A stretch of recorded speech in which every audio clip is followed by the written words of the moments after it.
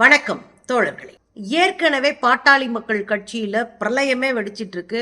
கட்சி ரெண்டா உடையிற தருவாயில் நிக்குது. திடீர்னு போய் ராமதாஸ் அவர்களை ஆடிட்டர் குருமூர்த்தி சந்திச்சிருக்காரு. என்னையான்னு கேட்டா, என் நீண்ட கால நண்பர் அதால சந்திச்சேன் அப்படின்னு. ஆடிட்டர் குருமூர்த்தி நுழைஞ்ச வீடும் பாஜக நுழைகிற நாடும் நாசமா போகுன்றது எழுதப்படாத விதியா இருக்கு. அதுதான் இங்க நடக்குது.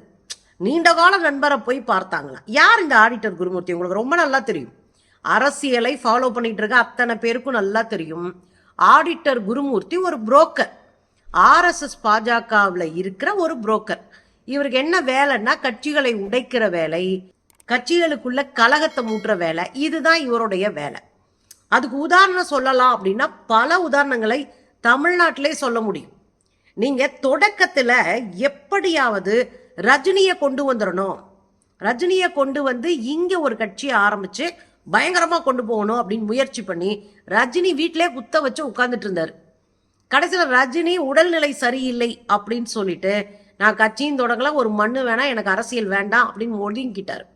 ஒதுங்கின உடனே இந்த துக்ளக் பத்திரிகையில ஒரு கார்ட்டூன் போட்டு ரஜினியை கேவலப்படுத்தினாரு இந்த ஆள். இதெல்லாம் தாண்டி அடுத்து என்ன பண்ணாப்ல அப்படின்னா, அதிமுகவை உடைக்கிற வேலையை பார்த்தார். இந்த அதிமுக உடைக்கிற வேலையை எப்ப பாக்குறாருன்னா, ஜெயலலிதாவுடைய மரணம், அதுக்கு பிறகு ஓபிஎஸ் வந்து முதலமைச்சரா இருக்காரு, இரட்டை தலைமைன்னு போய்கிட்டு இருக்கு அந்த காலகட்டம். அன்னைக்கு தான் இந்த வேலையை உள்ள நுழைஞ்சு பாக்குறாரு. இந்த தர்ம யுத்தம் எப்படா ஓபிஎஸ் நடத்தினாரு அப்படின்னா, ஓபிஎஸ் தான் தனியா எந்த மூலையும் இல்லையே, அதனால எவனாவது ஒருத்தர் சொன்னான்னா அடியால் வேலையை நல்லா பார்ப்பாரு. அதனால பாஜகவினுடைய புரோக்கரா இருக்கக்கூடிய ஆடிட்டர் குருமூர்த்தி சொன்னதை கேட்டுட்டு தான் தர்ம யுத்தத்துல போய் உட்காரு. அப்ப தர்ம யுத்தத்துல பிரஸ் மீட் நடக்கிற வரைக்கும், மீடியாக்கள் உள்ள வர வரைக்கும் கண்ணை மூடிட்டு எந்திரிக்காத அப்படின்னு சொன்னதை நான் தான் அப்படின்னு மேடையிலே போட்டு உடைக்கிறார். ஏன் நீங்களாம் வேட்டி கட்டின ஆம்பளை தானா அப்படின்னு அதிமுக தலைவர்களை பார்த்து கேட்டதா மேடையிலே சொல்றாப்ல. ஓபிஎஸ் பேசும்போதையோ நீங்களாம் வேட்டி கட்டின ஆம்பளை தானான்னு கேட்டேன், அப்புறம் தான் போய் உட்காரியா தர்ம யுத்தம் பண்ணியா அப்படின்னு சொன்னேன், உடனே போய் உட்காந்துட்டாரு. இதே ஓபிஎஸ் இன்னொரு இடத்துல சொன்னாரு, நான் துணை முதலமைச்சரா வரமாட்டேன்னு சொன்னேன், ஆனா என்ன அமித்ஷாவும் மோடியும் துணை முதலமைச்சரா ஆகுங்க அப்படின்னு சொன்னதுனால துணை முதலமைச்சரா ஆனேன். அப்போ உங்களுக்கு நல்லா தெரியுதா, ஆர்எஸ்எஸ் பிஜேபி சங்கப்பரிவார் கும்பல் உள்ள நுழைஞ்சுதான் அதிமுகவை முடிச்சு விட்டது. இந்த அடிப்படை அறிவு இபிஎஸ்க்கு இருந்தா செருப்பை கழட்டி ரோட்ல விடுற மாதிரி விட்டுருப்பாரு. அந்த ஆளுக்கு தான் அறிவே கிடையாதே, அப்புறம் என்னத்த பேச. கட்சி வந்து கண்டமாயிட்டு இருக்குன்றத பார்த்தும் சுயநலமா ஒரு தலைவர் முடிவெடுக்கிறாருன்னா அவருக்கு ஏங்க வலிக்க போகுது? அதிமுக போனா கஷ்டப்பட்டு கட்டி அமைச்சது எம்ஜிஆரும் ஜெயலலிதாவும், இதுக்கு பூரா கூட உட்காந்து கூட்டஞ்சோறுத்தின கும்பல். இவங்க எப்படி கவலைப்படுவாங்க கட்சி காலியா போகுதுன்னு? இங்க நடந்துட்டு இருக்கும் போது இன்னொரு பக்கம் போனாரு. முதலைய ரஜினி, ரெண்டாவது ஓபிஎஸ் வச்சு அதிமுக முடிச்சாப்ல, மூணாவது சீமான், செந்தமிழன் சீமான், தமிழர்களுக்காக அறுத்து தள்ளுவேன்னு சொல்ற அண்ணன் சீமான். அண்ணன் சீமானை சந்திச்சு அவர் கூட பேசின பிறகுதான், அதோட கோபால்ஜி தினமலருடைய ஓனர், இந்த ரெண்டு பீஸும் பேசின பிறகுதான் இந்த திரள் நிதியில தின்னுட்டு அலைகிற, உடம்ப வளர்த்துக்கிட்டு அலைகிற அண்ணன் சீமான் அவர்கள் பெரியாரை குறித்து இழிவாக அவர் சொல்லாததையெல்லாம் அவர் சொன்னதாக ஒரு பொய் பிரச்சாரத்தை கூச்சராச்சை இல்லாம பண்ணிட்டு, நான் குண்டு வீசுவேன், அதை வீசுவேன், இதை வீசுவேன் நெஞ்ச அனுமதிக்கிட்டு கேவலமா பேசுனது அதுக்கு பிறகுதான். இதெல்லாம் முடிஞ்ச பிறகு இப்ப என்னடானா, புரோக்கரா இருக்கக்கூடிய ஆடிட்டர் குருமூர்த்தி திடீர்னு பாமகக்குள்ள என்ட்ரி ஆகுறப்ப, இது நல்லதுக்கே கிடையாது. பாமகவில் ரெண்டு விஷயம் ஓடிட்டே இருக்கு. கூட்டணிக்காக மட்டும்தான் அங்க பெரிய அளவுல பிரச்சனை கட்சிக்குள்ள டாக்டர் ராமதாஸ் அவர்களுக்கும் அன்புமணி ராமதாஸ் அவர்களுக்கும் நடந்துட்டு இருக்கு. கூட்டணி யாரோடு வைப்பது அப்படின்னு ஏற்கனவே கட்சி காலாவதி ஆயிடுச்சு. சொந்த இனத்தின் மக்கள், சாதியின் மக்கள் இவங்களுக்கு ஓட்டு போடுறது இல்லைன்ற நிலைமைக்கு வந்துட்டாங்க.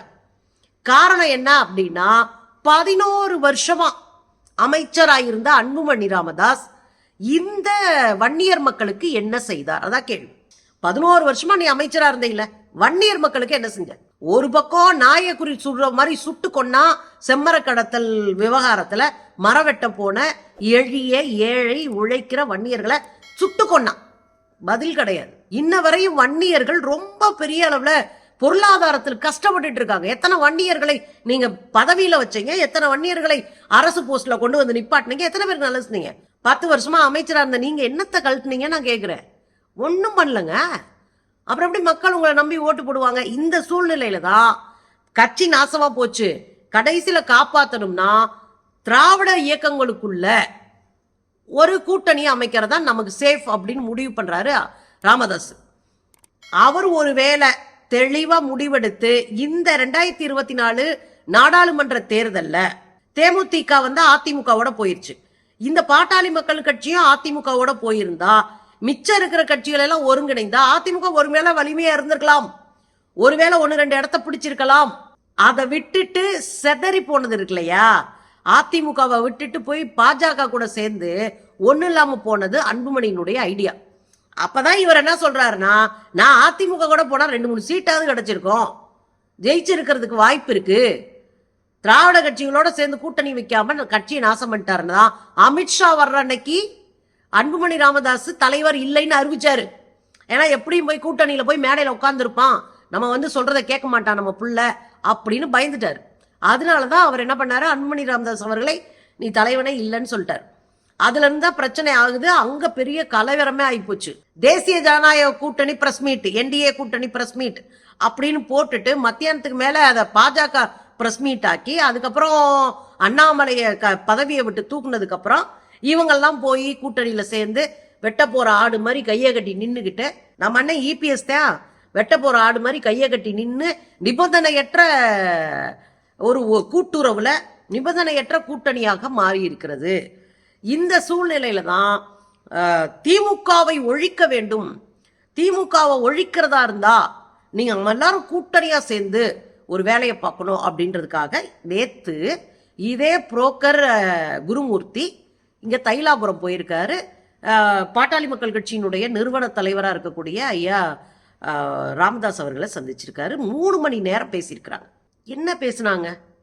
பத்திரிகையாளர் கேட்டா இந்த புரோக்கர் குருமூர்த்தி என்ன சொல்றாப்ல, நாங்க சும்மா நீண்ட நாள் நண்பர்கள், அதனால போட்டு அவரை போய் பார்த்துட்டு வந்தேன், உடல்நலம் விசாரிச்சேன், அவரோட பேசிட்டு இருந்துட்டு வந்தேன் அப்படின்னு சொல்றாப்ல. கூட யாரா பின்னாடியே போனா அப்படின்னா அதிமுகவினுடைய முன்னாள் அமைச்சர், முன்னாள் மேயர் கட் பண்ற அதிமுகவினுடைய முன்னாள் மேயரா சென்னையில இருந்தவர் சைதை துரைசாமி, உங்களுக்கு நல்லா தெரியும். ஐஏஎஸ் அகாடமியெல்லாம் வச்சு நிறைய நடத்திட்டு இருக்காப்புல, உங்களுக்கு நல்லா தெரியும். இந்த சைதை துரைசாமி கூட இருக்காரு. நீ அரசியல் பேச போகல, நண்பனை பார்க்க போனா எப்படி இந்த நீங்க 2 பேரும் போனீங்க சேர்ந்து? 2வது உடனே அன்புமணி ராமதாஸ் உள்ள வராரு. தைலாபுரத்திலேயே என் கால் படாதுன்னு சொன்ன அன்புமணி ராமதாஸ் தைலாபுரத்துல போய் உட்காராரு. பெத்த அப்பே சொல்றத கேட்க வக்கில்ல, ஆனா யாரோ ஒரு புரோக்கர் சொல்றத கேட்டு அன்புமணி வர்றாரு. இந்த கட்சி எப்படி நாசமா போப்பதுன்றத நீங்க பாருங்க. ஆல்ரெடி போயிருச்சு, மிச்சத்தையும் முடிச்சு வருது எப்படின்னு பாருங்க. அப்ப என்ன நடக்குது அப்படின்னா, ராமதாஸ் அவர்களை மிரட்டுகிற, கட்டாயப்படுத்துகிற, அவரை வந்து ஒரு நிர்பந்தத்திற்கு தள்ளுகிற ஒரு வேலையை பாஜகவினுடைய அசைன்மெண்ட் பிரகாரம் இந்த புரோக்கர் குருமூர்த்தி போய் அன்புமணியை கூட்டிட்டு போய் உட்காந்து பஞ்சாயத்து பண்ணியிருக்காரு. கட்ட பஞ்சாயத்து நடந்திருக்கு. இதுல இன்னொரு விஷயம் என்ன அப்படின்னா, கூச்ச நாச்சம் இல்லாம சாட்சிக்காரன் காலில் விழுந்திருக்காரு அன்புமணி. இந்த 3 மணி நேர பேச்சுல என்ன நடந்திருக்கு அப்படின்னா, மருத்துவர் ராமதாஸை மிரட்டி இருக்கிறார். உங்க ஃபைல் என் கையில இருக்கு, உங்க மகன் நிரந்தரமா உள்ள போயிருவாரு, திகார் சிறையில தள்ளிடுவோம், அவர் மேல இருக்கிற கேஸ் எல்லாம் சிபிஐ துரிதமா கையில் எடுத்து விசாரிக்க வச்சிருவோம், ஆக மொத்தம் நீங்க தமிழ்நாட்டுக்குள்ள கட்சி நடத்த முடியாதுன்னு மிரட்டி இருக்கிறான். ஏங்க, கொஞ்சமாவது கட்சி மேல அக்கறை இருக்கிறவங்க யாராவது இதை வேடிக்கை பார்ப்பாங்களா? பாட்டாளி மக்கள் கட்சியில முதுகெலும்பு இருக்கிறவங்களே இல்லையா? மருத்துவர் ராமதாசும் ஒரு தெளிவான கணக்குல இருக்காரு. அந்த கணக்கை உடைச்சு மிரட்டி உங்களே ஜெயிலுக்கு தள்ளிடுவோம் அப்படின்னு மிரட்டி நீங்க பணிய வைக்க ட்ரை பண்ணீங்கன்னா என்ன நடக்குது தமிழ்நாட்டில்? நம்ம ஊர்ல ஒரு பழமொழி இருக்குங்க, சண்டைக்காரன் காலில் விழுவியா சாட்சிக்காரன் காலில் விழுவியா? சாட்சிக்காரன் காலில் விழுகிறத விட சண்டைக்காரன் காலில் விழுகிறது நல்லதுதான். டப்புன்னு முடிஞ்சு போயிடும் பிரச்சனை. உங்க அப்பா தானே நிறுவன தலைவர், தைலாபுரத்துல போய் உட்கார்ந்து பேசுங்க. உங்க கட்சியினுடைய முக்கியமான தலைவர்களை கூட்டிட்டு போய் பேசுங்க. அதை விட்டுட்டு எனக்கு எவ்வளவு பெரும்பான்மை இருக்கு தெரியுமா, எல்லா தலைவர்களும் என் கூட தான் இருக்காங்க தெரியுமா அப்படின்னு ஒரு அலப்பற பண்ண வேண்டிய அவசியம் என்ன இருக்கு அன்புமணி ராமதாஸ்க்கு? நீங்க இல்ல கட்சியினுடைய முகம், ராமதாஸ் அவர்கள் தான் கட்சியினுடைய முகமா இருக்காரு. உங்க மக்கள்கிட்ட போய் நீங்க நின்னாலும் ஐயா தான் எங்களுக்கு ஆளு அப்படின்னு சொல்ற ஆட்கள் இன்னமும் இருக்காங்க. அப்ப இந்த அடிப்படை அரசியல் அறிவு கூட இல்லாம தான் புரோக்கர் குருமூர்த்தி கூட வந்து நிக்கிறாப்புல, கூச்ச நாச்சமே இல்லாம இந்த அன்புமணி ராமதாஸ். ஏற்கனவே பல கட்சிகளை உடைச்சது பிஜேபி. நான் பல முறை திரும்ப திரும்ப சொல்லிட்டு இருக்கேன். நீங்க மகாராஷ்டிரா பாத்தீங்கன்னா கூட்டணி வச்சு சிவசேனாவை காலி பண்ணானுங்க, அங்க இருக்கிற தேசியவாத காங்கிரஸை காலி பண்ணாங்க, பீகார்ல சமாஜ்வாதி பார்ட்டியை வந்து காலி பண்ணாங்க, இங்க அதிமுகவை காலி பண்ணாங்க. இப்படி அவங்க காலி பண்ணாத கட்சியே கிடையாது. புரியுதுங்களா உங்களுக்கு? இப்படி கட்சிக்குள்ள புகுந்து சொந்த விஷயத்துக்குள்ள தலையிட்டு மூக்க நுழைச்சு அந்த கட்சிக்குள்ள சமரசம் பண்றோம், நம்ம வலிமையாகிறோன்ற பேர்ல அந்த கட்சியினுடைய நிலைத்த தன்மையை கேள்விக்குள்ளாக்கி அந்த கட்சியினுடைய அடிப்படையான பிரின்சிபல்ஸை உடைச்சு காலி பண்ணி நான் தான் கட்ட பஞ்சாயத்து பண்ணுவேன் அப்படின்னு ஒரு பார்ப்பன புரோக்கர் குருமூர்த்தி போய் உட்கார்ந்துருக்காருன்னா இவங்களுக்கெல்லாம் கூச்ச நாச்சம் இருக்கா இல்லையா? பாட்டாளி மக்கள் கட்சியில இருக்கிறவங்களுக்கு சூடு சொரணை இருக்கா இல்லையா? கட்சியை காப்பாற்ற வேண்டும் என்ற அக்கறை இருக்கா இல்லையா? உங்களை காலி பண்ண போகுது இந்த கும்பல். நீங்க யாரு கூட கூட்டணி வச்சுட்டு போங்க, ஆனா உங்க கட்சியினுடைய உள்கட்சி விவகாரத்துக்குள்ள வேற ஒரு ஆளு வெளியே இருந்து பாஜகவினுடைய புரோக்கர் ஒருத்தர் வர்றாருன்னா உங்க கட்சி அழிய போகுதுன்னு அர்த்தம். இதுதான் சிக்னலே, உங்க கட்சி காலியா போகுது அப்படின்றதுக்கு சிக்னலே தான். இதுக்கு இடையில திருமாவளவன்கிட்ட பத்திரிகைக்காரங்க இந்த சம்பந்தமா குருமூர்த்தி சந்திச்ச சம்பந்தமா கேட்கும்போது அவர் சொல்றாரு, ஒரு இடதுசாரி கட்சியா ஆரம்பிச்சு வளர்ந்த ஒரு இயக்கம் இப்ப முழுக்க வலதுசாரியா மாறி போச்சு அப்படின்னு பத்திரிகைக்காரங்க கேட்டதுக்கு பதில் சொல்றாங்க. இதுக்கு தினம் மலத்துக்கு என்ன அக்கறை, என்ன கதறல்? உடனே பேப்பர்ல போடுறான், திருமாவுக்கு ஏன் பதற்றம்? எங்களுக்கு என்னையா பதட்டம்? இந்தியா கூட்டணி அது பாட்டு ஜம்முன்னு இருக்கு, இந்தியா கூட்டணி ஸ்ட்ராங்கா இருக்கு, இந்தியா கூட்டணி லட்சம் முரண்பாடுகள் இருந்தாலும் கூட்டணி விஷயத்துல ஒருக்கா நின்று ஒரே அணியில நின்று தெம்பா நிக்குது. அதனாலதான் பல தேர்தலில் தொடர் வெற்றியை நாங்க அடைஞ்சிட்டு இருக்கோம். எங்களுக்கு என்ன பதட்டம்? அண்ணன் திருமாவர்களுக்கு என்ன பதட்டம்? நம்மளுக்கு நல்லா தெரிஞ்சவர், ஐயா கூட ரொம்ப நாள் பயணிச்சிருக்கோம், அந்த மனுஷன் இப்படி காலியா போறாருன்ற கவலையில பேசியிருப்பாங்க. பாப்பானுங்களுக்கு என்ன கவலை? RSS எடுமுடி தான் இந்த கோபால். எந்த கோபால்? கோபால் ஜி இருக்காரு இல்லையா, தினமலத்தினுடைய ஓனரு. உனக்கு பாஜகவுக்கு சொம்படிக்கிற வேலை, எங்களுக்கு என்ன பதற்றம்? தொடர்ந்து ஜெயிக்கிறவங்களுக்கு எதுக்கே பதற்றம்? நீ ஏன் கதற? அப்பனா ஐயோ கண்டுபிடிச்சிட்டாங்க மாப்பிள்ள, நம்ம உள்ள போய் உடைக்கிறத கண்டுபிடிச்சிட்டாங்க, இந்த தமிழ்நாட்டு மக்கள்கிட்ட எப்படி போனாலும் கொண்டைய மறந்த பார்த்து போடுறாங்க அப்படின்னு உங்களுக்கு ஒரு கவலை.